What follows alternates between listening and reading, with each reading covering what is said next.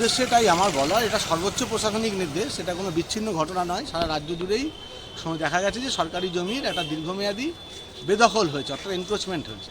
সেই জন্য রাজ্য সরকার সবার প্রতি সহানুভূতিশীল। জানেন যে এরাও গরিব গুরব এবং প্রত্যেকেই বেকার, তাই জন্য সরকার একটা নির্দিষ্ট সময় দিতে চাইছেন।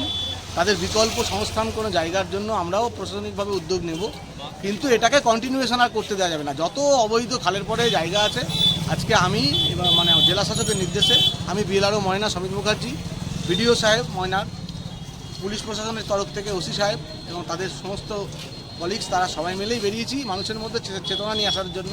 একটা প্রচার করতে বেরিয়েছি যে এটা অবৈধ। এটা প্রথমে আগে বুঝুন যে সরকারি জমিতে কোনো কিছু করা এটা অবৈধ এবং আপনাদের জন্যই এটা খারাপ। কেননা এটা সমষ্টিগত একটা খাল, যে খাল দিয়ে সারা ময়নার জল যায়। সেই খালটা দীর্ঘমেয়াদীভাবে এনক্রোচ হলে ক্ষতিটা শুধু মানুষ দেখে আসবে না, পরের পর বাড়ি বন্যা হয়ে যাবে, পুরো এলাকা বন্যা হয়ে যাবে, জল বেরোতে পারবে না। ফলে একটা দিকে রয়েছে আমার নিজের ব্যক্তিগত স্বার্থ, আর একটা রয়েছে সমষ্টিগত স্বার্থ। সরকার এই সমষ্টিগত স্বার্থেই এটাকে শিফট করার জন্য একটা সময় দিতে চাইছেন, মাসখানেকের একটা সময় দিয়েছেন। তার মধ্যে এনাদের নিজেদের মধ্যে সাংগঠনিকভাবে বসতে বলেছেন, কীভাবে আস্তে আস্তে শিফট করা যায় তার ব্যবস্থা করতে বলেছেন। আজকে এই অবধি, এরপরে আবার দেখা যাবে, করা যাবে।